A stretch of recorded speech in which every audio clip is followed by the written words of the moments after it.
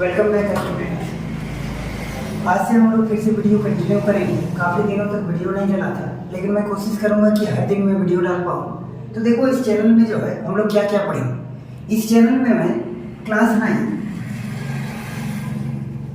10, 11, 12 इसके अलावा electrical engineering जो होता है उसको भी पढ़ाऊँगा। इलेक्ट्रिकल इंजीनियरिंग को भी इस चैनल में पढ़ाया जाएगा। इलेक्ट्रिकल इंजीनियरिंग के सारे सब्जेक्ट्स मैं कोशिश करूंगा कि सारे सब्जेक्ट्स की वीडियो में डाल पाऊँ। और क्लास 9, 10, 11 और 12 इनके सारे सब्जेक्ट्स के वीडियो मिलेंगे इस चैनल में। तो आज जो है हम लोग क्लास 9 स्टार्ट करेंगे और क्लास 9 में हम लोग साइंस स्टार्ट करने वाले हैं। आज से हम लोग क्लास 9 का साइंस पढ़ेंगे। तो साइंस एक्चुअली 3 पार्ट्स में है, फिजिक्स, केमिस्ट्री एंड बायोलॉजी। तो सबसे पहले हम लोग क्लास 9 में फिजिक्स पढ़ेंगे। तो आज से मैं फिजिक्स स्टार्ट करता हूँ क्लास 9 का। फिर ऐसे करते करते केमिस्ट्री पढ़ाऊंगा, बायोलॉजी पढ़ाऊंगा, हर एक सब्जेक्ट को डाला जाएगा। साथ ही क्लास 10 को डालूंगा, क्लास 11 का डालूंगा, क्लास 12 का डालूंगा और हर एक सब्जेक्ट को कवर कराया जाएगा इस चैनल में। तो क्लास 9 में हम लोग सबसे पहले आज फिजिक्स पढ़ेंगे। तो फिजिक्स में जो है क्लास 9 का पहला चैप्टर है, उस चैप्टर का नाम है मोशन। और ये जो चैनल होगा ये दोनों ही लैंग्वेज में होगा। जो हिंदी मीडियम के स्टूडेंट्स हैं वो लोग भी आसानी से समझ जाएंगे, और जो इंग्लिश मीडियम के स्टूडेंट है, खासकर जो सीबीएसई बोर्ड के हो गए, आईसीएसई बोर्ड के हो गए, वो लोग भी आसानी से समझ पाएंगे इस चैनल को। तो मैं लिखूंगा एक्चुअली इंग्लिश में ही, लेकिन मैं बोल दूंगा हिंदी में। तो हिंदी में बोल देने से जो हिंदी मीडियम के स्टूडेंट्स हैं, जो जैसे झारखंड बोर्ड के जो स्टूडेंट हैं या यूपी बोर्ड के स्टूडेंट हैं, वो लोग भी आसानी से इन सारे सब्जेक्ट्स को समझ पाएंगे। तो हम लोग सबसे पहला चैप्टर आज फिजिक्स से स्टार्ट करेंगे, फिर आगे चल के मैं बायोलॉजी पढ़ाऊंगा, फिर केमिस्ट्री पढ़ाऊंगा। तो सबसे पहला चैप्टर जो है क्लास 9 का हम लोग मोशन पढ़ेंगे, जिसको हिंदी में गति कहते हैं। इस चैप्टर को मैं आज कंटिन्यू करूंगा। तो हम लोग इस चैप्टर में पढ़ेंगे क्या, इससे पहले जो फिजिक्स में कुछ बेसिक चीज़ें होती है उनके बारे में हम लोग जान लेंगे। जैसे बेसिक चीज़ें में अगर यदि मैं कहूँ तो कभी भी हम लोग साइंस स्टार्ट करते हैं तो बहुत सारी चीज़ों के बारे में जानते हैं, जैसे बल के बारे में, या तो दाब के बारे में, फोर्स के बारे में, प्रेशर के बारे में, एक्सेलरेशन के बारे में, वेलोसिटी के बारे में, डिस्प्लेसमेंट के बारे में। तो इन सारी चीज़ों के बारे में जब पढ़ते हैं तो उन सारी चीज़ों में एक टर्म आता है एसआई सिस्टम, एसआई मात्रा, जिसको इंग्लिश में बोलते हैं एसआई सिस्टम। तो ये एसआई सिस्टम क्या है, सबसे पहले मैं उसको क्लियर कर देता हूँ। उसके बाद हम लोग गति चैप्टर में धीरे धीरे इंटर करेंगे। और इस चैप्टर में गति, और ये जो है क्लास 9, 10, 11, 12 के लिए नहीं है, बल्कि इसके अलावा जितने भी कंपटीशन वाले एग्जाम होते हैं, जैसे रेलवे का एग्जाम हो गया या तो फिर एसएससी का एग्जाम हो गया, इन सारे एग्जाम्स में भी ये सारे सब्जेक्ट्स बहुत सारे यूजफुल होंगे। जैसे क्लास 9 और 10 का जो है रेलवे वगैरह का एग्जाम आता है, जैसे इस बार लोको पायलट का एग्जाम निकलने वाला है, एसएससी का एग्जाम होता है, उन सारे एग्जाम्स में भी ये क्लास 9 का या फिर क्लास 10 का जो साइंस है काफ़ी यूजफुल होता है। तो जितने भी अभी तक क्वेश्चन आज आए हुए हैं वो सारे क्वेश्चन मैं डिस्कस करूंगा और सारे क्वेश्चन मैं बताऊंगा। तो चलो स्टार्ट करते हैं। तो मैंने जैसे बताया कि जब भी हम लोग साइंस पढ़ते हैं तो हम लोग ये सारी चीज़ों के बारे में सुनते हैं, जैसे एसआई मात्रक क्या है, जैसे फोर्स का एसआई मात्रक क्या है, त्वरण का एसआई मात्रक क्या है, बल का एसआई मात्रक क्या है। तो आज सबसे पहले हम लोग बेसिक चीज़ के बारे में सीख लेंगे कि आखिर एसआई मात्रक होता क्या है, ये आया क्यों और इसका यूज क्या है। तो इन सभी चीज़ों के बारे में हम लोग पहले पढ़ लेते हैं। तो देखो, आखिर एसआई मात्रक का मतलब होता क्या है, इसको हम लोग देखते हैं। तो जैसे क्या हुआ, जैसे मैं समझाता हूँ, जैसे बहुत सारे सिस्टम, बहुत पुरानी बात है, जैसे हर एक देश में अपना अपना सिस्टम चलता था। जैसे एक सिस्टम बोलो तो सीजीएस सिस्टम चलता था कुछ देशों में एफपीएस सिस्टम चलता था और कुछ देशों में एमकेएस सिस्टम चलता था। ये आखिर होता क्या है, देखो, जैसे सीजीएस सिस्टम क्या होता है, एफपीएस सिस्टम क्या होता है, ये सब हम लोग देख लेते हैं। देखो, कोई भी बेसिक चीज़ है, पहले के लोग और अभी के लोग भी हम लोग चीज़ों को मेजर करते हैं। कोई भी चीज़ हम लोग उसको मापते हैं। जैसे अगर यदि लंबाई मापना है तो हम लोग मीटर में मापते हैं, अगर यदि द्रव्यमान मापना है, मास मापना है तो उसको केजी में मापते हैं, ग्राम में मापते हैं, ये सारे यूनिट्स होते हैं। तो उसी तरह टाइम मापना है तो हम लोग सेकंड में मापते हैं, मिनट में मापते हैं, या तो घंटा में मापते हैं, आवर में मापते हैं। तो उसी तरह पहले भी क्या किया जाता था, कुछ देशों में सीजीएस सिस्टम चलता था। सी का मतलब, और लेंथ, मास और टाइम, ये 3 चीज़ों पर ही सबसे पहले लोगों ने ध्यान दिया। तो अगर मैं बोलूँ सी का मतलब क्या है, तो ये लंबाई मापने के लिए यूज किया जाता था, जिसका मतलब होता है सेंटीमीटर। उसके बाद जी का मतलब क्या होता है, ये मास मापने के लिए यूज किया जाता था, जिसका मतलब है ग्राम। और एस का मतलब है टाइम मापने के लिए किया जाता था, जिसका मतलब है सेकेंड। उसी तरह कुछ देशों में एफपीएस सिस्टम चलता था। एफपीएस सिस्टम एफ पर फुट होता था, जो लेंथ को मेजर करने के लिए किया जाता था, PE4 होता था पाउंड, जो मास को मेजर करने के लिए किया जाता था, और तुम्हारा S जो होता था ये टाइम को मेजर करने के लिए किया जाता था, जिसका मतलब है सेकेंड। उसी तरह MKS सिस्टम, कुछ देशों में ना MKS सिस्टम भी चलता था। तो M का मतलब क्या है, जो लंबाई मापने के लिए यूज किया जाता था, और M का मतलब है मीटर, और K का मतलब क्या है, किलोग्राम। और उसी तरह S का मतलब फिर से क्या हो गया, सेकेंड।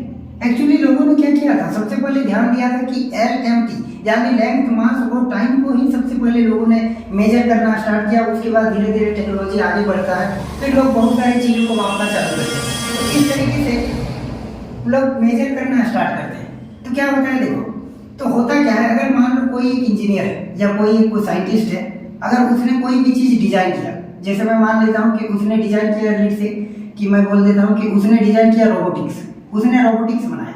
अब वो कहाँ का है, मान लो वो अमेरिका का, वो USA का है।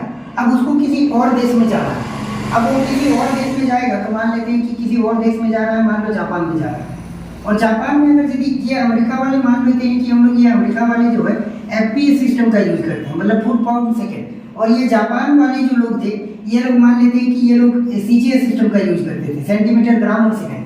तो देखो, अगर यदि ये साइंटिस्ट जो है रोबोटिक्स बना के USA से जापान जाता है, तो ये तो यहाँ पे जितना भी डिजाइन किया है फुट पाउंड और सेकंड में डिजाइन किया है, लेकिन जब ये जापान जाएगा तो वहाँ पे क्या लिखेगा लोग, सेंटीमीटर ग्राम और सेकंड। तो यहाँ पे क्या होने लगा, प्रॉब्लम होने लगा। जैसे कुछ देशों में CGS चलता था, कुछ देशों में FPS चलता था, कुछ देशों में MKS सिस्टम चलता था, तो इससे लोगों को बड़ी दिक्कतें होती थी।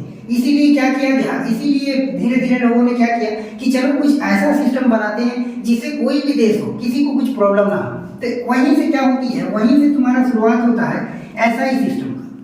यहीं से SI सिस्टम इसीलिए बनाया जाता है ताकि क्या किया जाए, ताकि जो भी प्रॉब्लम हो रहा था मेजर करने से संबंधित, जैसे चीज़ों को हमको मेजर करना पड़ता था, तो उसको मेजर करने के लिए बड़ी सारी दिक्कतें होती थी, क्योंकि किसी देश में कुछ अलग सिस्टम चल रहा है, किसी और देश में कुछ अलग सिस्टम चल रहा है। तो उन सारे प्रॉब्लम्स को दूर करने के लिए एक नया मात्रक प्रणाली बनाया गया, एक नया सिस्टम बनाया गया, जिसको हम लोग क्या कहते हैं, SI सिस्टम। मैं ये इसलिए पढ़ा रहा हूँ क्योंकि आगे चल के चाहे मैं फिजिक्स पढ़ाऊँ, चाहे मैं केमिस्ट्री पढ़ाऊँ, इन सारे सब्जेक्ट्स में तुमको हर एक जगह मिलेगा SI सिस्टम। तो मैं पहले ही चाहता हूँ कि SI सिस्टम को बता दूं, ताकि मैं जब गति चैप्टर पढ़ाऊँ या और कोई भी गुरुत्वाकर्षण चैप्टर पढ़ाऊँ या कोई भी चैप्टर पढ़ाऊँ, तो वहाँ पे तुम्हारा कोई भी जैसे भौतिक राशि आ जाएगा, जैसे एक्सेलरेशन आ जाएगा, तो उसका मैं बोलूँगा SI सिस्टम। तो तुमको ये समझ में आना चाहिए कि SI सिस्टम का मतलब क्या होता है। तो मैंने तुमको बताया कि SI सिस्टम होता क्या है, एक बार फिर से मैं रिपीट कर देता हूँ। बहुत सारे देशों में अलग अलग सिस्टम चलता था, जैसे कुछ देशों में FPS सिस्टम चलता था, कुछ देशों में MKS सिस्टम चलता था, कुछ देशों में CGS सिस्टम चलता था।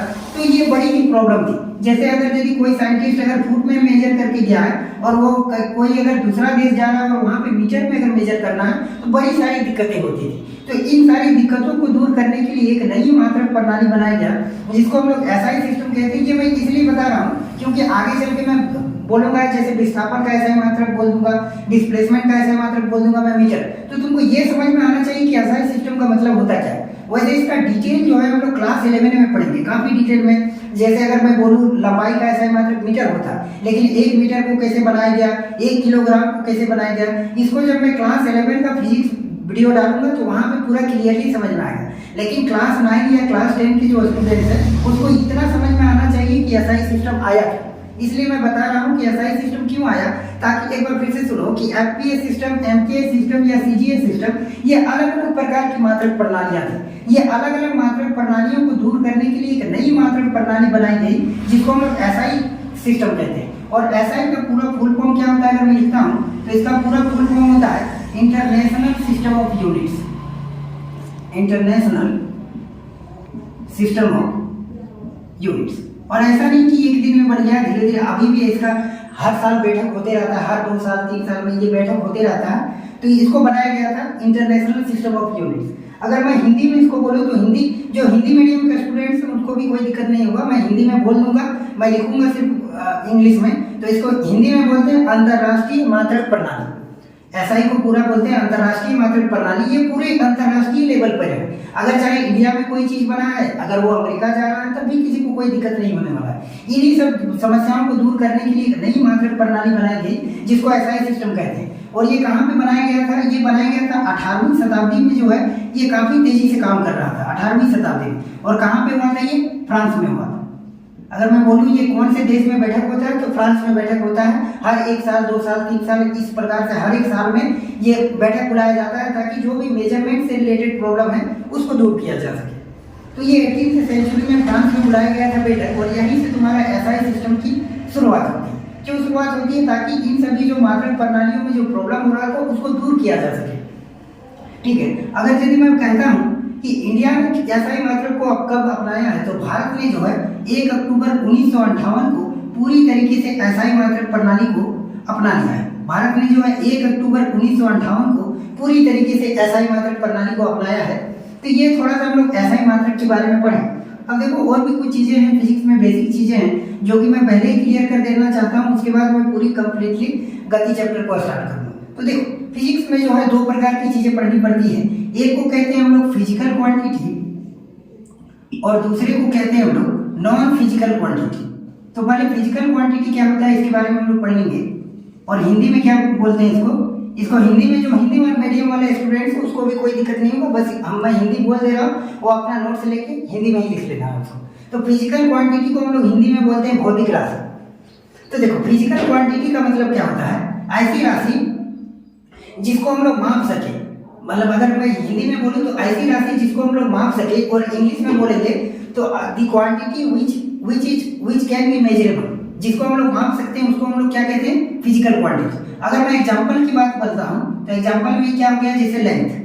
अगर मैं किसी चीज का अगर बोलता हूँ लंबाई, तो लंबाई को हम लोग माप सकते हैं। हम लोग बता सकते हैं कि जैसे मैं इस पेन को बोलता हूँ तो हम लोग इस पेन को इजीली माप सकते हैं, कह सकते हैं कि कितना मीटर का है, कितना सेंटीमीटर का है, आसानी से बता सकते हैं। उसी तरह अगर किसी भी चीज का अगर द्रव्यमान मापना है, मास मापना है, तो हम लोग आसानी से बता सकते हैं। उसी तरह अगर टाइम मापना है, समय मापना है, तो उसको भी बता सकते हैं। ये सारे कैसे क्वांटिटी कहलाएंगे? फिजिकल क्वांटिटी, यानी ऐसे क्वांटिटी जिसको हम लोग माप सकते हैं, जिसको हम लोग मेजर कर सकते हैं, वो सारे क्वांटिटी फिजिकल क्वांटिटी कहलाते हैं। उसके बाद और एक क्वांटिटी क्या होता है? Non physical quantity. ये सब एक्चुअली बेसिक है, ये सब बेसिक थोड़ा बहुत आना चाहिए, जिससे फिजिक्स जो है आगे चल के आसानी से समझ में आए। तो नॉन फिजिकल क्वांटिटी क्या होता है? ऐसी क्वांटिटी जिसको मापा नहीं जा सकता है। जैसे अगर मैं बोलता हूँ, अगर मैं एग्जाम्पल देता हूँ बस, तो तुम पूछोगे ना मुझसे कि बस का क्या बोल रहे हो? सिर्फ बस बोल देने से हो जाएगा क्या? बस का क्षेत्रफल पूछ रहे हो, कि बस का लंबाई पूछ रहे हो, कि बस का चौड़ाई पूछ रहे हो। उसी तरह अगर मैं बोल दूं घर, हाउस, तो हाउस के बारे में तुम पूछोगे कि हाउस का क्या पूछ रहे हो? हाउस का लंबाई पूछ रहे हो, लेंथ पूछ रहे हो, या उसका विड्थ पूछ रहे हो, या उसका हाइट पूछ रहे हो, या कुछ। इसको सिर्फ हाउस बोल देने से तो काम नहीं चल जाएगा, तो इसको हम लोग माप नहीं सकते है कि। लेकिन अगर यदि मैं बोल देता हूँ कि हाउस का लंबाई बताओ, तो फिर हम लोग माप सकते हैं, मतलब वो फिजिकल क्वांटिटी होगा। लेकिन अगर यदि किसी चीज को मापा नहीं जा सकता है, तो उसको हम लोग नॉन फिजिकल क्वांटिटी कहते हैं। इंग्लिश में अगर इसका परिभाषा लिखना चाहते हो तो ऐसे लिखेंगे, the quantity which can not be measured, which can not be measurable is known as non physical quantity. और इसका परिभाषा हम लोग इंग्लिश में लिख लेंगे, the quantity which can be measurable is known as physical quantity. और हिंदी में बोलेंगे कि ऐसी राशियां जिसको हम लोग माप सकते हैं उसको हम लोग भौतिक राशि कहते हैं। इसको हिंदी में भौतिक राशि कहते हैं, और इसको कहते हैं गैर भौतिक राशि। यानी ऐसी राशियां जिसको हम लोग मापा नहीं जा सकता है उसको गैर भौतिक राशियां कहते हैं। जो भी स्टूडेंट्स हैं वो लोग अपना कॉपी में नोट्स कर लेगा, बाकी मैं बोल दे रहा हूँ, वो लोग अपने कॉपी में नोट्स करते जाए। तो ये सारी चीजें। उसके बाद देखो और भी फिजिक्स में कुछ टर्म्स है। जैसे अगर मैं बोलूँ तो फिजिक्स में और भी कुछ जो टर्म है, जैसे मैं बोलता हूँ कि एक आता है फंडामेंटल क्वांटिटी। फंडामेंटल क्वांटिटी, इसका मतलब क्या होता है? मूलभूत राशियां, मतलब ऐसी राशियां जो किसी और राशि पे डिपेंड नहीं करता है। The quantity which does not depend on other quantity. हम लोग इंग्लिश में भी बोल देते हैं कि the quantity which does not depend on other quantity is known as fundamental quantity. और हिंदी में बोलेंगे कि ऐसी राशियां जो दूसरी राशियों पर निर्भर नहीं करती है उसे हम लोग क्या कहते हैं? Fundamental quantity. जैसे अगर मैं उदाहरण बोलूं तो उदाहरण के लिए लंबाई, क्या लंबाई किसी चीज पे डिपेंड करता है क्या? बिल्कुल। अगर किसी चीज का लंबाई नापना है तो आसानी से हम लोग उसको सेंटीमीटर में, मीटर में या किलोमीटर में आसानी से उसको एक्सप्लेन किया जा सकता है। या तो किसी चीज का अगर द्रव्यमान मापना है तो इसके लिए ये किसी अदर चीज पे डिपेंड करता है क्या? नहीं करता है। उसी तरह अगर टाइम मापना है तो टाइम को हम लोग आसानी से सेकंड में, मिनट में या घंटा में बता सकते हैं। तो ये सारी चीजें हैं। उसके बाद और भी कितने प्रकार की है fundamental quantity? Actually fundamental quantity 7 है, इसकी पूरा डिटेल में पढ़ोगे क्लास 11 में, लेकिन मैं थोड़ा थोड़ा बता दे रहा हूँ जो कि तुम्हारे लिए यूजफुल होगा। तो मैं बता दूंगा 7 कौन कौन से हैं। तो इसके पहले फंडामेंटल क्वांटिटी के बाद में मैं थोड़ा सा ही बता देता हूँ। दूसरा आता है नॉन फंडामेंटल, हिंदी में इसको कहते हैं मूलभूत राशियाँ, यानी इसको हिंदी में अगर परिभाषा लिखना चाहोगे तो ऐसी राशियाँ जो दूसरी राशियों पर निर्भर नहीं करती उसे फंडामेंटल क्वांटिटी कहते हैं। इंग्लिश में कहेंगे the quantity which does not depend on any other quantity on any other physical quantity is known as fundamental quantity. अगला क्या है तुम्हारा नॉन फंडामेंटल क्वांटिटी, या तो इसको हम लोग डेराइव्ड क्वांटिटी भी कहते हैं। नॉन फंडामेंटल क्वांटिटी, या तो फिर इसको, और जो भी डाउट होगा आराम से पूछ सकते हो, कमेंट करके इजीली पूछना, जहां पे भी डाउट होगा मैं बता दूंगा। तो अगला जो राशि होता है उसको नॉन फंडामेंटल क्वांटिटी होता है। इसको हम लोग हिंदी में अगला नाम इसका डेराइव्ड क्वांटिटी भी होता है, और इसको हिंदी में कहा जाता है व्युत्पन्न राशियां। मतलब ऐसी राशियां जो दूसरी फिजिकल राशियों पर निर्भर करता है। इंग्लिश में बोलेंगे the quantity which depends on other physical quantity on other fundamental quantity is known as non fundamental quantity. तो जो भी स्टूडेंट्स इंग्लिश मीडियम के स्टूडेंट्स है वो भी लिख लेना, और जो हिंदी मीडियम के स्टूडेंट्स है वो भी लिख लेना। मैं दोनों ही लैंग्वेज में पढ़ा रहा हूँ, मैं पूरा परिभाषा लिख तो नहीं रहा हूँ लेकिन मैं बता दे रहा हूँ। तो जैसे मैं अगर एग्जाम्पल लिखता हूँ, तो जैसे मैं बोलता हूँ कि एक्सेलरेशन, आगे चल के मैं पढ़ाऊंगा एक्सेलरेशन क्या होता है, क्लास 9 में हम लोग पढ़ेंगे। इसको हिंदी में बोलते हैं त्वरण, एक्सेलरेशन। तो ये एक्सेलरेशन क्या होता है, तुम्हारा चेंज इन वेलोसिटी और डिवाइडेड बाय टाइम। इसको आगे चल के मैं निकालूंगा कि चेंज इन वेलोसिटी बटा टाइम, तो इसका ऐसा ही मतलब होता है मीटर प्रति सेकंड स्क्वायर। तो देखो एक्सेलरेशन किस पे डिपेंड कर रहा है, वेलोसिटी पे और टाइम पे। तो ये डिपेंड कर रहा है कि दूसरी चीजों पर कर रहा है, लेकिन ये लंबाई देखो, लंबाई या फिर द्रव्यमान या फिर टाइम, क्या ये किसी अदर चीज पे डिपेंड कर रहा है क्या? बिल्कुल नहीं, ये इनडिपेंडेंट है। लेकिन ये फंडामेंटल क्वांटिटी जो है, जैसे एक्सेलरेशन कहता हूँ, तो ये दो चीजों पे निर्भर करता है, एक तो वेलोसिटी पे और दूसरा टाइम पे। मतलब ऐसी क्वांटिटी जो दूसरे क्वांटिटी पे निर्भर करे, जैसे अगर यदि मैं वेलोसिटी कह देता हूँ, वेलोसिटी, तो बताओ वेलोसिटी दूसरे क्वांटिटी पे डिपेंड करता है कि नहीं करता है? डिस्प्लेसमेंट, वेलोसिटी बराबर क्या होता है, डिस्प्लेसमेंट बटा क्या होता है, टाइम। हिंदी में कहते हैं वेग, वेग बराबर विस्थापन बटा समय। सॉरी, विस्थापन जो है एक्चुअली ये विस्थापन को भी हम लोग डिस्टेंस की कैटेगरी में रखेंगे, तो ये भी डिस्प्लेसमेंट जो होगा ये भी क्या हो जाएगा तुम्हारा फंडामेंटल क्वांटिटी। क्यों? क्योंकि इसको हम लोग मीटर या सेंटीमीटर में व्यक्त कर सकते हैं, तो ये तुम्हारा फंडामेंटल क्वांटिटी के ही अंतर्गत आएगा। लेकिन अगला डेराइव्ड क्वांटिटी जो है, जैसे वेलोसिटी लिख दिया, फोर्स लिख दिया। जैसे अगर मैं कहता हूँ बल, तो फोर्स बराबर क्या होता है बताओ, mass into acceleration, mass into acceleration. अब फोर्स बराबर मास इनटू एक्सेलरेशन। जो ये बल है ये किन चीजों पे निर्भर करता है, एक तो मास पे और एक तो एक्सेलरेशन पे। मतलब जो चीजें दूसरे भौतिक राशियों पे निर्भर करें, उन राशियों को हम लोग क्या कहते हैं, डेराइव्ड क्वांटिटी, हिंदी में कहते हैं हम लोग व्युत्पन्न राशियां। तो ऐसी क्वांटिटी जो होता है, ये सारे क्वांटिटी नॉन फंडामेंटल क्वांटिटी कहलाएंगे। ये सब बेसिक है, ये सब आना चाहिए। तो अगर मैं बोलूँ कि कितने प्रकार के फंडामेंटल क्वांटिटी होते हैं, तो 7 प्रकार के जो है फंडामेंटल क्वांटिटी होते हैं। 7 टोटल। अगर फंडामेंटल क्वांटिटी की संख्या कितनी है, तो टोटल फंडामेंटल क्वांटिटी की संख्या जो है ये 7 है। कौन कौन से हैं थोड़ा सा हम लोग देख लेते हैं। एक तरफ मैं लिखता हूं फंडामेंटल क्वांटिटी,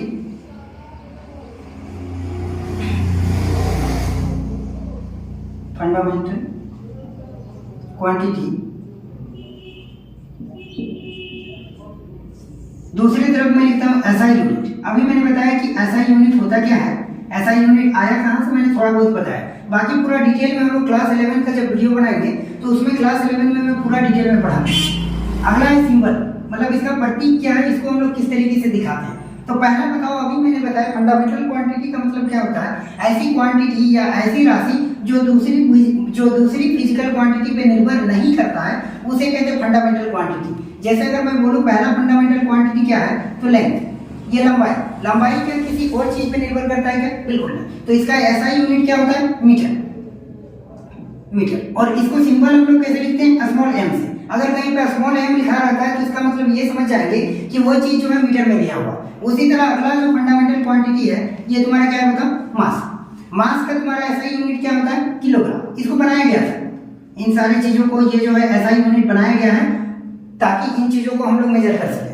तो इसका सिंबल क्या होता है, अगर केजी, अगर कहीं पे केजी लिखा रहता है तो हम लोग समझ जाएंगे कि ये जो है द्रव्यमान वाली चीजें हैं, ये किलोग्राम में व्यक्त की गई। अगला चीज क्या है बताओ, अगला चीज है टाइम। टाइम को हम लोग एसआई यूनिट में कैसे लिखते हैं, सेकंड। और सेकंड को हम लोग एसईसी लिखेंगे। कहीं कहीं एस भी लिखा रहता है, लेकिन एस मत लिखना, क्योंकि एस का मतलब आगे चल के जब तुम क्लास 12 में जाओगे तो एस का मतलब सीमन भी होता है, SIEMEN। तो इसलिए एस मत लिखो, सिर्फ SEC लिखो, इससे तुमको पता चलेगा कि सेकंड, क्योंकि अगर सिर्फ एस लिख दोगे तो इसका मतलब सेकंड भी होता है और इसका मतलब सीमेन भी होता है। तो इसीलिए हम लोग एस ना लिख के SEC लिखेंगे, इससे हम लोग को पता चल जाएगा कि सेकंड की बात की जा रही है। उसके बाद अगला क्वांटिटी क्या है, टोटल क्वांटिटी कितने 7। तो अगला क्वांटिटी तुम्हारा क्या है, टेम्परेचर। टेम्परेचर इसका मतलब क्या है, तापमान। हिंदी में बोलो तो लंबाई, द्रव्यमान, समय, और ये क्या है, तापमान। ये ऐसा ही यूनिट क्या होता है इसका, केल्विन। केल्विन ये ऐसा ही मान होता है, और इसका तुम्हारा सिंबल क्या होता है, के। तो ये 4 हो गया। उसके बाद हम लोग इधर लिखते हैं, मिटा देते हैं इसको, लिख लेना जो भी, इसको नोट कर लेना। उसके बाद अगला क्वांटिटी क्या है, amount of substance. Amount of substance Hindi में कहते हैं इसको पदार्थ की मात्रा। इसका ऐसा यूनिट क्या होता है, मोल। इसका ऐसा यूनिट मोल होता है, और इसका सिंबल जो होता है सिर्फ ई को हटा देते हैं और एम को एल लिख देते हैं। इसका मतलब हो गया अमाउंट ऑफ सब्सटेंस। आगे चल के हम लोग केमिस्ट्री में इसके बारे में डिटेल में पढ़ेंगे। तो ये अमाउंट ऑफ सब्सटेंस हो गया। अगला क्या होगा, ल्यूमिनस इंटेंसिटी। अगला है ल्यूमिनस इंटेंसिटी। इसको हिंदी में कहते हैं, हिंदी में मैं बोल देता हूँ, जो हिंदी मीडियम के वो हिंदी में नोट कर लेगा। इसको कहते हैं प्रकाशीय तीव्रता। और इसका जो तुम्हारा ऐसा यूनिट होता है, इसका ऐसा यूनिट होता है कैंडेला। और इसको हम लोग सिंबल में लिखते हैं COT। अगर कहीं पे COT रहेगा तो इसका मतलब हम लोग समझ जाएंगे कैंडेला।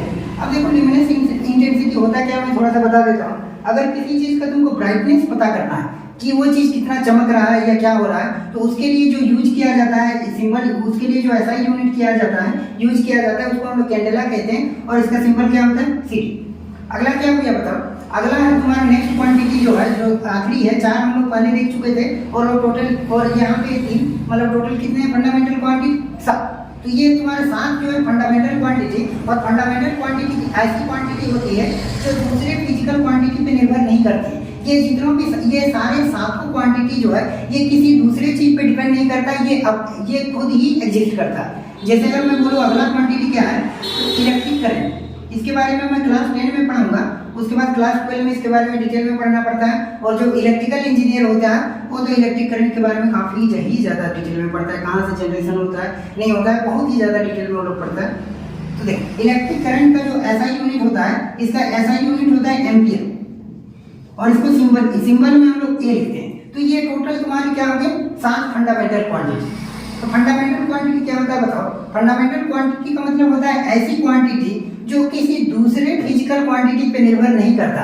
इंग्लिश में बोलेंगे तो the quantity which does not depend on any other physical quantity is known as fundamental quantity। और टोटल फंडामेंटल क्वांटिटी की संख्या कितनी है, 7। और 7 के बारे में हम लोग देख लिए। इसका ऐसा यूनिट तुम्हें याद रखना है, और इसका सिंबल भी याद रखना है। जो हिंदी मीडियम के स्टूडेंट्स हैं, मैंने हिंदी में भी बता दिया है, तो वो सारे अपना नोट्स में इन सारी चीजों को उतार लो। अगला देखो, फंडामेंटल क्वांटिटी के बाद अगला मैंने तुमको डेराइव्ड क्वांटिटी बताया था। डेराइव्ड क्वांटिटी क्या होता है, जो दूसरे फंडामेंटल क्वांटिटी पे निर्भर करता है। जैसे मैं अगर यदि बल लिख देता हूँ, तो बल बराबर क्या हो गया बताओ, मास इंटू एक्सेलरेशन। अब बताओ मास जो है, मास का तुम्हारा क्या हो गया, 1 किलोग्राम। और एक्सेलरेशन का क्या होता है, आगे चल के पढ़ाऊंगा। एक्सेलरेशन का होता है किलोग्राम मीटर पर सेकंड स्क्वायर। मतलब ये 2 चीजों पे बल निर्भर कर रहा है, एक तो मास पे, द्रव्यमान पे, और दूसरा क्या, एक्सेलरेशन। उसी तरह अगर मैं वेलोसिटी, वेग की बात करता हूँ, तो वेलोसिटी बराबर क्या होता है, डिस्प्लेसमेंट और बटा क्या होता है, टाइम। मतलब विस्थापन बटा समय। तो ये भी 2 चीजों पे निर्भर करता है, अकेले तो है नहीं। लेकिन मैं सिर्फ डिस्प्लेसमेंट की बात करूं या टाइम की बात करूं, तो ये दोनों क्वांटिटी क्या कहलाएंगे, ये दोनों क्वांटिटी फंडामेंटल। क्यों, क्योंकि इसको किसी अदर चीज पे निर्भर करने की जरूरत नहीं है।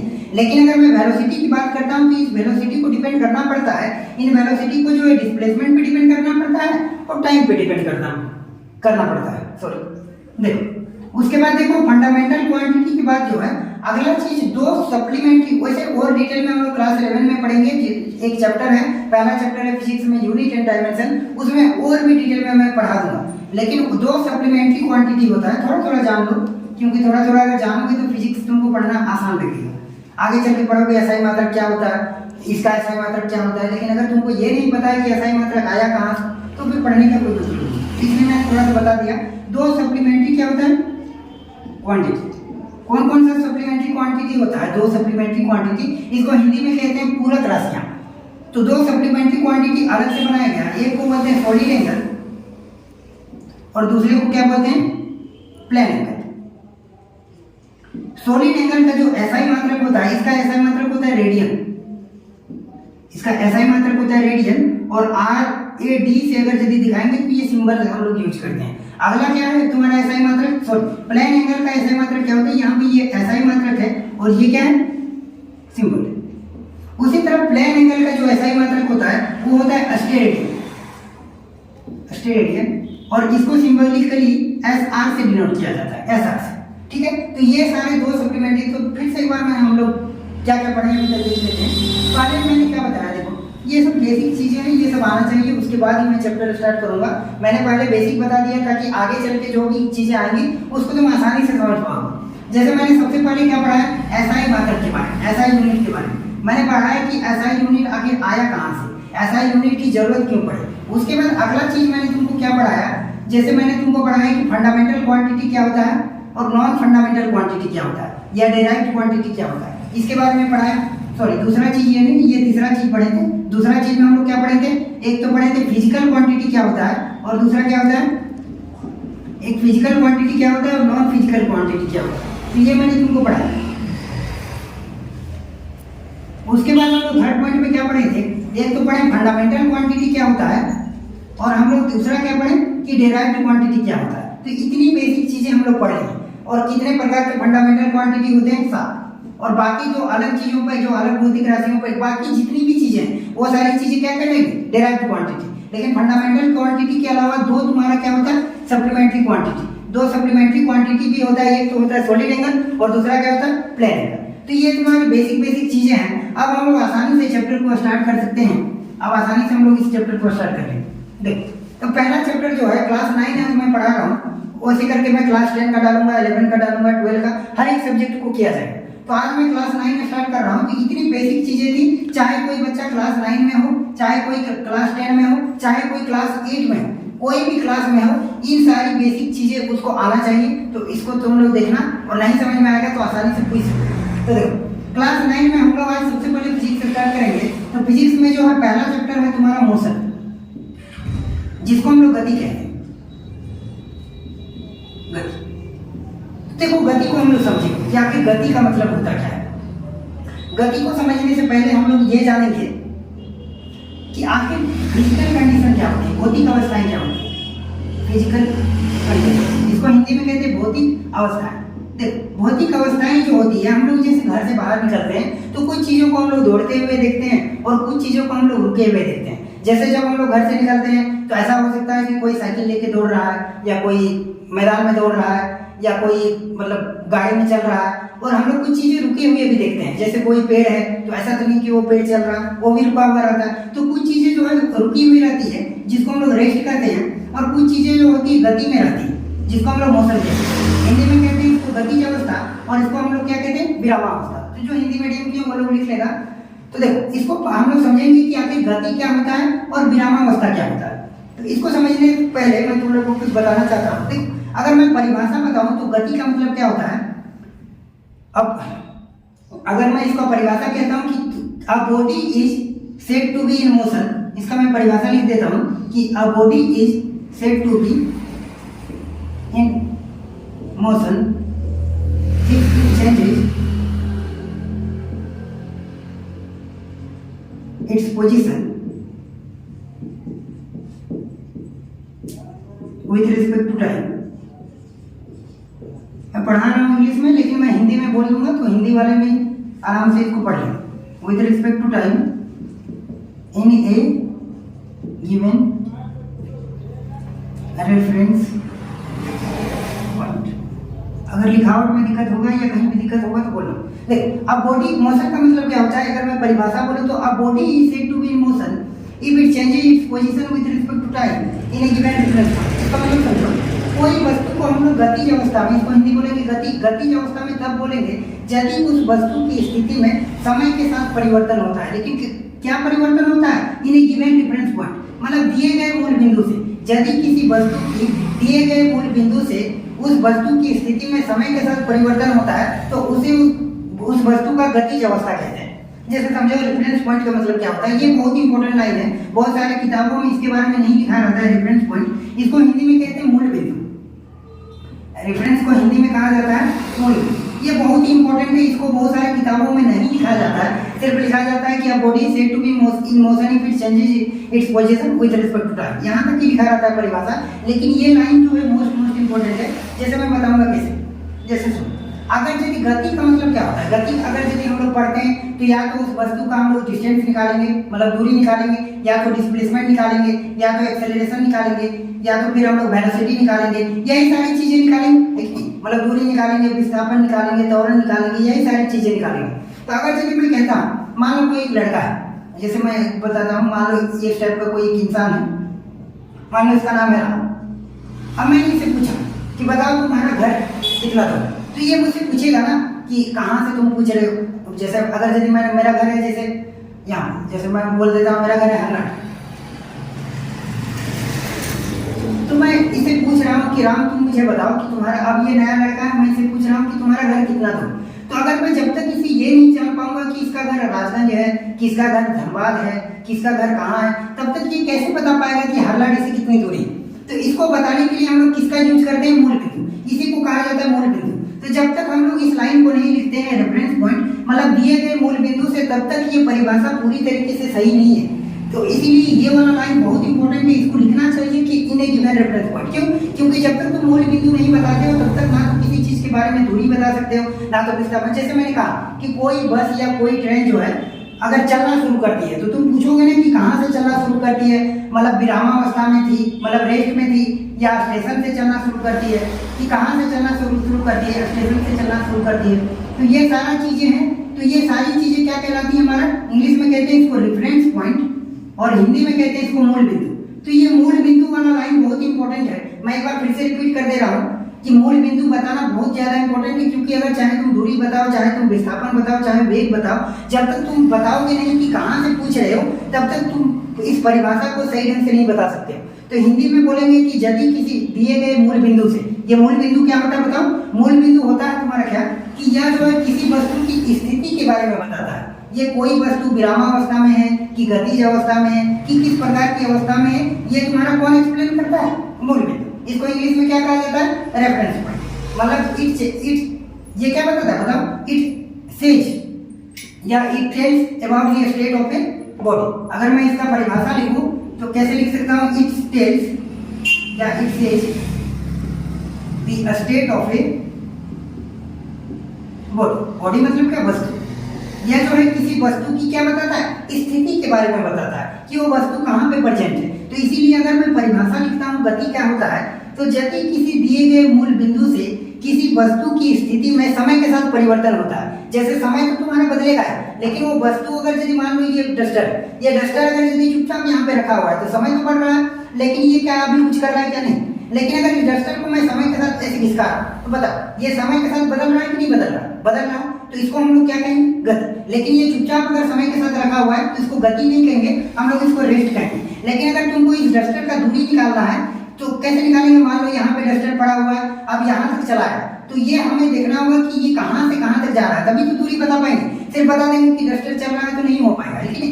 तो वो चीजें बताने के लिए हम लोग किसका यूज करते हैं, रेफरेंस पॉइंट। तो जब तक इस परिभाषा में हम लोग रेफरेंस पॉइंट नहीं लिखते हैं, मूल बिंदु नहीं लिखते हैं, तब तक वो परिभाषा सही नहीं है।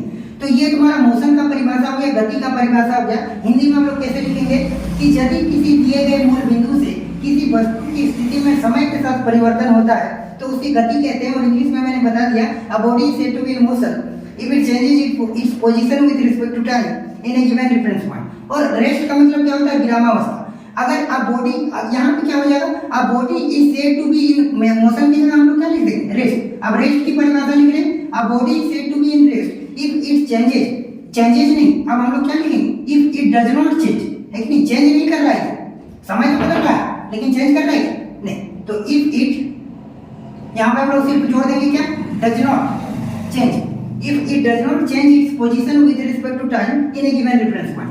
मतलब क्या बोलेंगे, हिंदी में कैसे बोलेंगे कि यदि किसी दिए गए मूल बिंदु से वस्तु की स्थिति में समय के साथ कोई भी परिवर्तन नहीं होता है कि नहीं, परिवर्तन नहीं होना चाहिए, तो उसे क्या कहा जाएगा, विरामावस्था, है ना। जैसे मैं अगर एग्जांपल देता हूँ, तो अगर मैं इस रजिस्टर को बता रहा हूँ, जैसे इस रजिस्टर को मैंने चुपचाप यहाँ पे चिपका दिया, तो बता समय तो बदल रहा है, लेकिन क्या इसकी स्थिति में बदल रहा है क्या समय के साथ? नहीं। तो इसको हम लोग क्या बोलेंगे हिंदी में, विरामावस्था कहेंगे, और इंग्लिश में क्या कहेंगे, रेस्ट।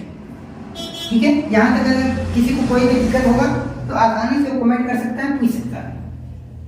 अब हम लोग गति के बारे में पढ़ लिए कि गति आखिर होता क्या है।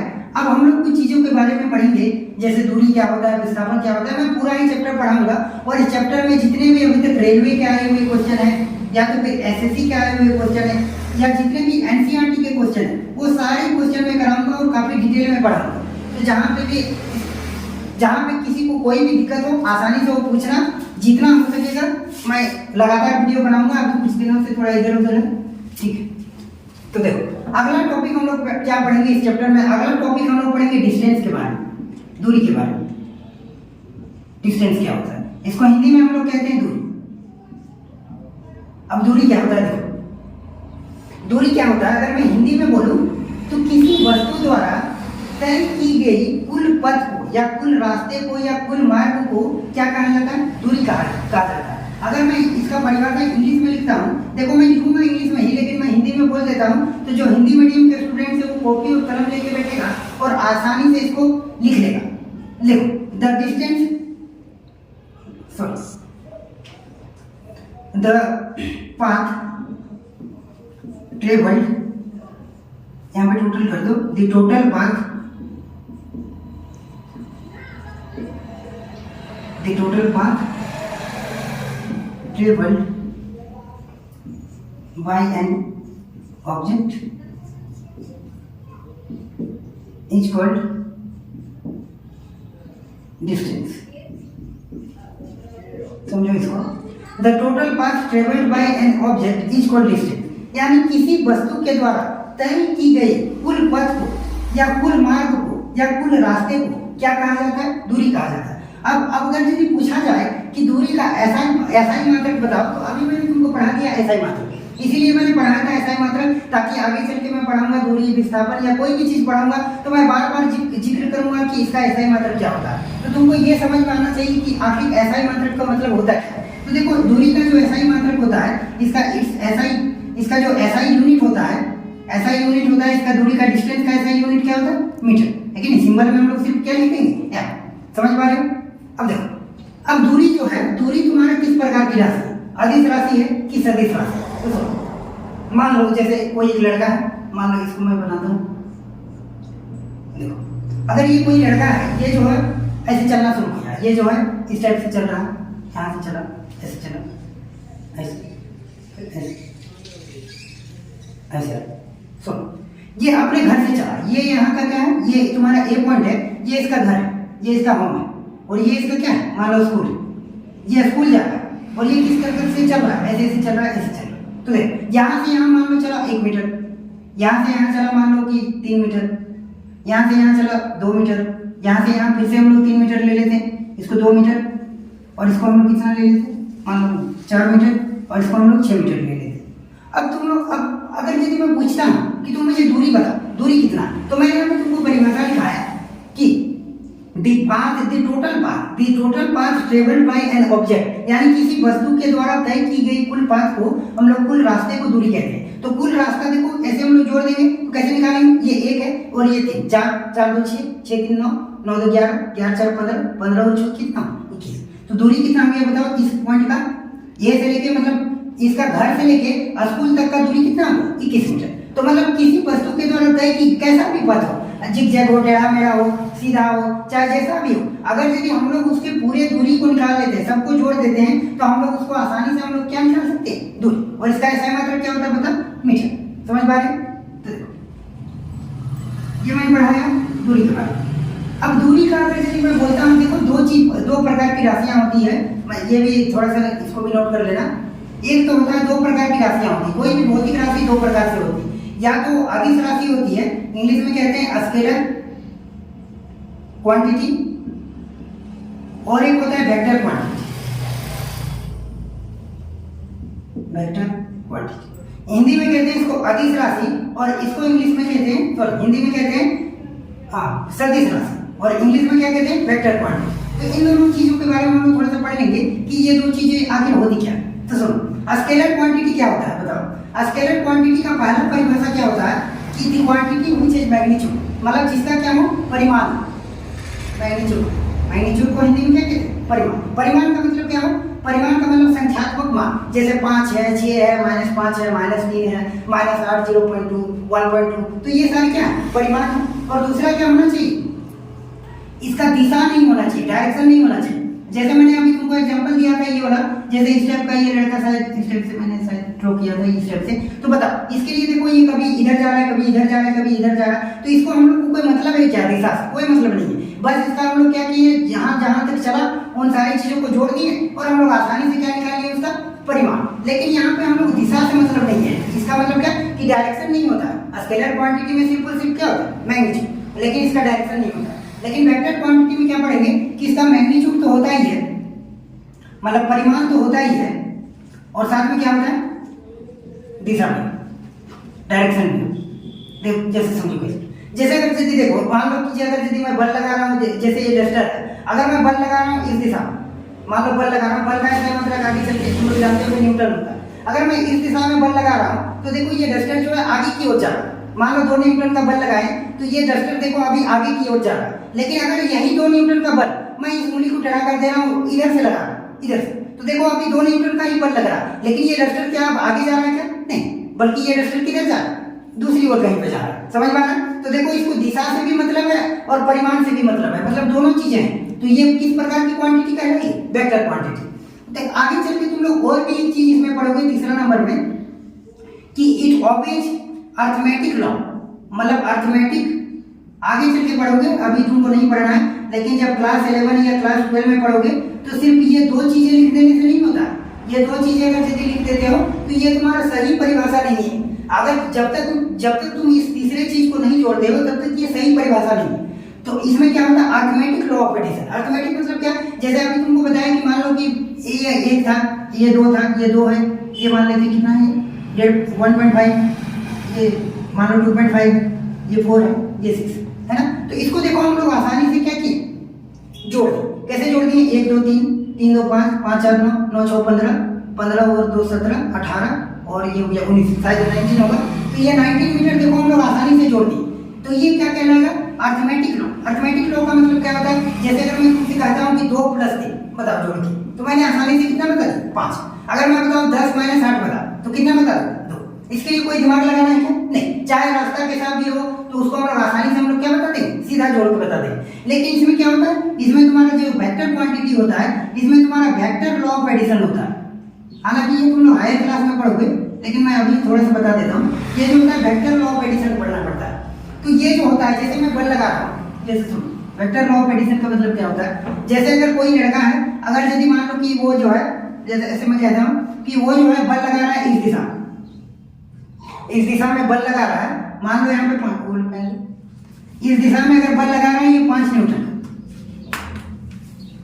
देखो इस दिशा में जो है ये बल लगा रहा है 5 न्यूटन का, और एक लड़का जो है अगर यदि ये बल लगा रहा है इस दिशा में जो है 10 न्यूटन का, तो क्या हम लोग 15 न्यूटन इसको बोल सकते हैं क्या। कोई एक फुटबॉल है, मान लो एक फुटबॉल है, यहाँ पे मैं फुटबॉल बना लेता हूँ, ये मान लेते हैं कि उनको क्या फुटबॉल, ठीक है, ये फुटबॉल। अब इस फुटबॉल को जो है पहला लड़का है, ये मान लेते हैं पहला लड़का है,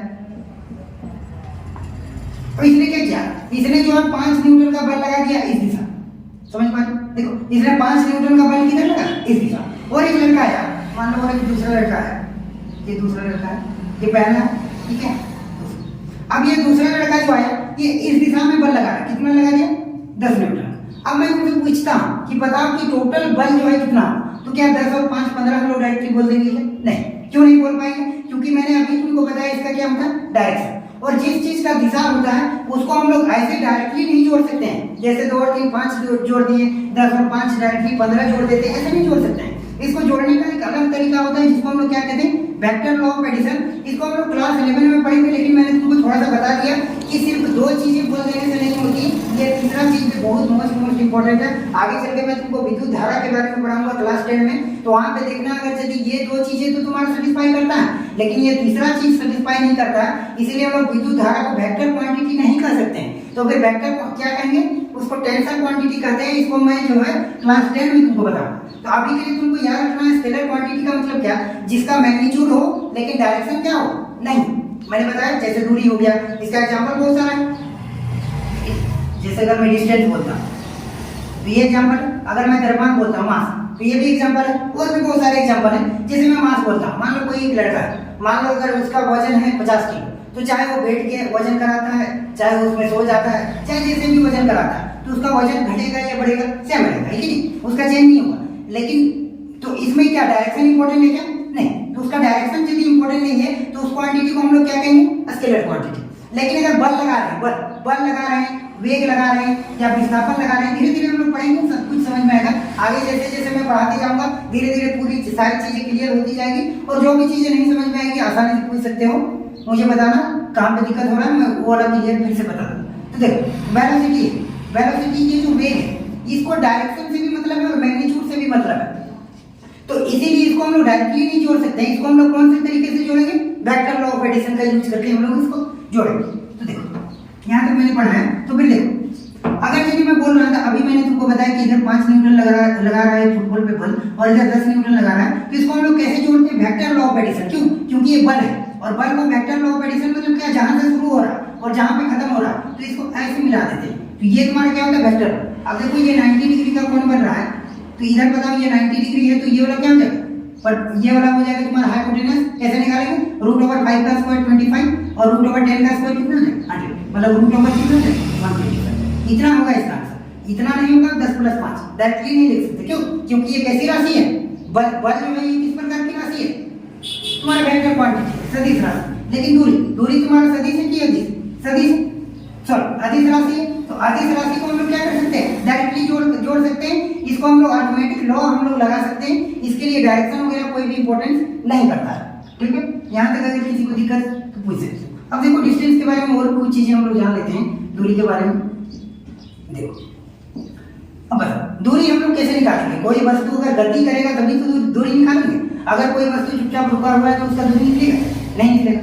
तो मान लो अगर यदि कोई एक वस्तु अगर यदि चलना शुरू करता है, तो देखो दूरी जो है, अगर कोई वस्तु समय के साथ बदल रहा है, मान लो क्या बना देते हैं, मान लो कार है। अब ये कार जो है चल रहा है, अब ये चल रहा है, तो ऐसे करके मान लो पहले शुरू किया गया, ऐसे चलिए यहाँ से यहाँ ऐसे चला। उसके बाद कार जो है मान लो ये सीधा रोड में जा रहा है, ऐसे चला।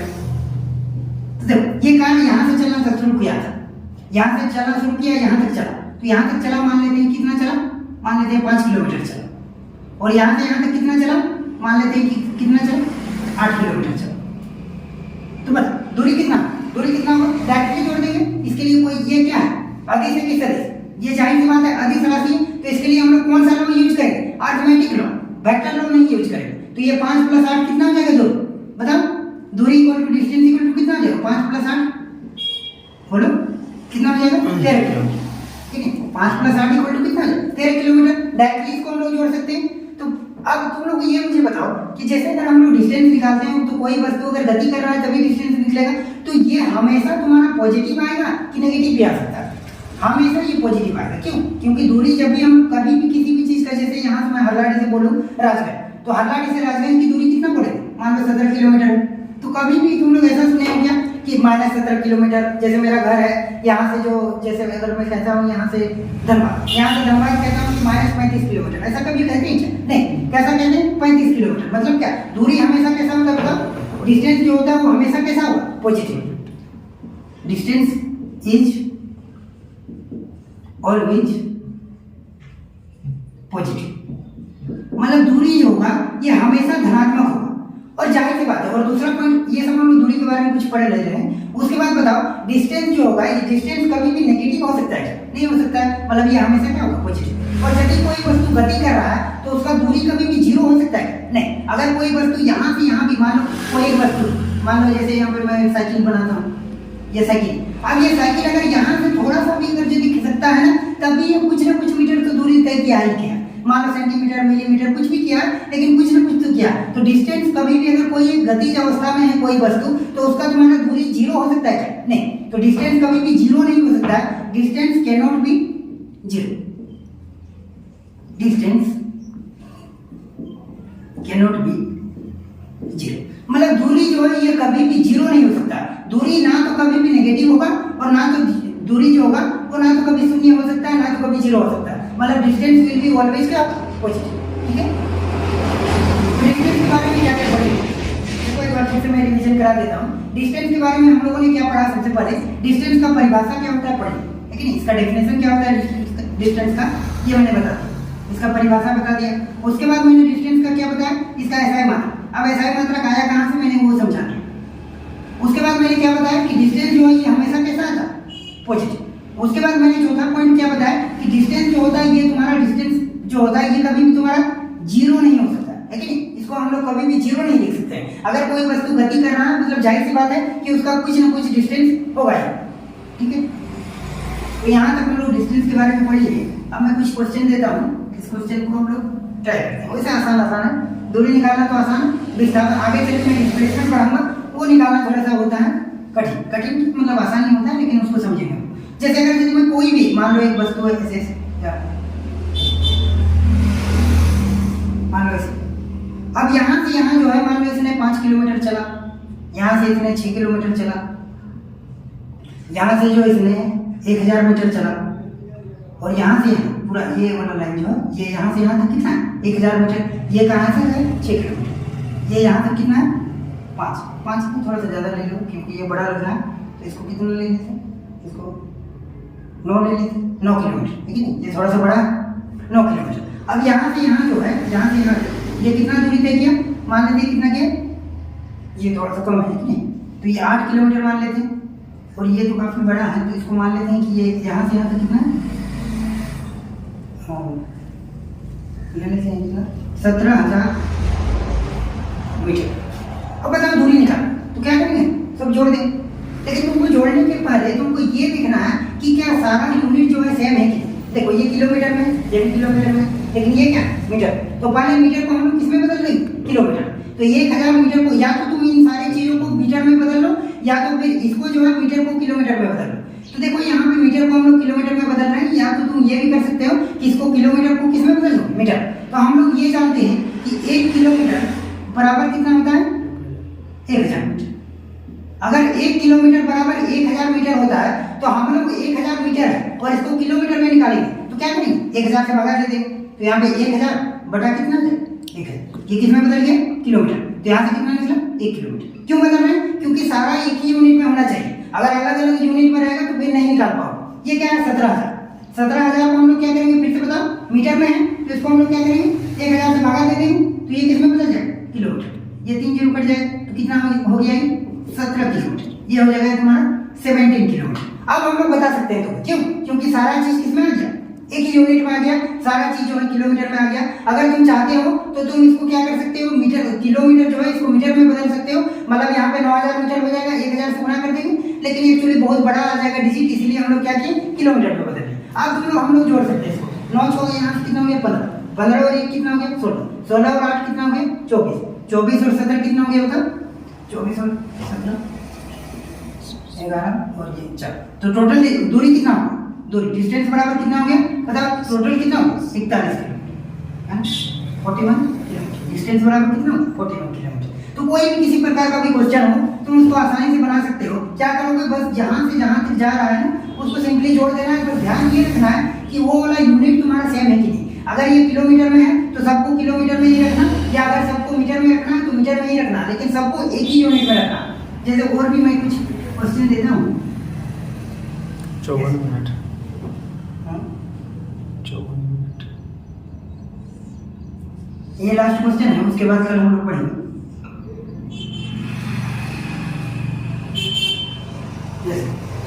ये मान लो कि ये वाला कितना है, मान लो इसको हम लोग कह देते हैं 7000 मिलीमीटर है ना, अब मिलीमीटर में। और ये कितना है, ये मान लो 8 किलोमीटर, और ये कितना है, ये मान लेते हैं 8000 मीटर। और इसको मान लेते हैं हम लोग 9000 मीटर, और ये कितना है 7 किलोमीटर, और इसको हम लोग मान लेते हैं ये है जो ये 10 किलोमीटर, यहाँ है ना, पूरा समझना है इसको, 10 किलोमीटर है, और ये कितना है 3 किलोमीटर, ये कितना है 9 किलोमीटर। बताओ इसको क्या पूछा कि इस पॉइंट ए पॉइंट से लेके बी पॉइंट तक जो है दूरी बताओ। क्या करेंगे, जैसा भी हो, रास्ता से हमको कोई मतलब नहीं है, परिभाषा ही है कि किसी वस्तु के द्वारा तय की गई कुल पथ, कुल रास्ते को क्या कहते हैं हम लोग, दूरी कहते हैं। तो देखो तुमको ध्यान रखना है, दूरी जब भी निकालेंगे तो यूनिट चेक कर लेना। देखो ये मिलीमीटर में है, किलोमीटर में, ये मीटर में, सारा अलग अलग है, तो हम लोग क्या करेंगे, पहले यूनिट को चेंज कर लेंगे। तो बताओ 1 मिलीमीटर बराबर क्या होता है, 10 टू द पावर क्या होता है, -3 मीटर, ठीक है। 1 मिलीमीटर बराबर 10 टू द पावर -3 मीटर, यहाँ पे क्या मैं करूँ, 1 मिलीमीटर, 1 मिलीमीटर बराबर 10 टू द पावर -3 मीटर, मतलब 1000 से क्या करना, भागा देना। तो 7000 को 1000 से भागा दोगे तो कितना हो जाएगा, 7 मीटर। समझ पा रहे हो, ये वाला किलोमीटर है। अब इसको तुम क्या कर सकते हो, 1000 से और भी भगा दे सकते हो, किलोमीटर में ला सकते हो, और या तो फिर इसको क्या लिख सकते हो, इसको मीटर में चेंज कर दो, तो ये कितना हो जाएगा 8000 मीटर, और ये 8000 मीटर तो है, ये मीटर में है, हम लोग क्या कर रहे हैं, सारे को मीटर में चेंज कर रहे हैं। ये 7 किलोमीटर है, इसको क्या लिख सकते हैं हम लोग, 7000 मीटर। ये 10 किलोमीटर है, इसको हम लोग क्या लिख सकते हैं, 10000 मीटर। ये 3 किलोमीटर है, इसको हम लोग क्या लिख सकते हैं, 3000 मीटर, और ये 9 किलोमीटर है, इसको क्या लिख सकते हैं, 9000 मीटर। अब टोटली हम लोग जोड़ देंगे, ये देखो 7 मीटर है, ये कितना है 8000, ये भी 8000, तो ये 8 8 16000 हो गया, 16 और 9 25, 25 और 7 कितना हो गया 32, 32 और 10 42, 42 और 3 45, 45 और 9 50, 54,000 मीटर। 54,000 मीटर और प्लस कितना हो गया 7, तो इसमें हम लोग 54,000 में क्या कर देंगे, 7 को जोड़ देंगे, तो ये 54,007, इतना क्या हो गया। अब इसको किलोमीटर में बदलना है तो क्या करेंगे, 1000 से भागा दे देंगे। ये हम लोग डिस्टेंस के बारे में पढ़ लिए, कल जो है मैं तुम लोग को डिस्प्लेसमेंट के बारे में पढ़ाऊंगा। इसी तरह और कल मैं कोशिश करूंगा कि क्लास 10 का भी वीडियो डाल दूंगा, और इस तरीके से पूरा सिलेबस मैं धीरे धीरे खत्म करूँ। Thank you.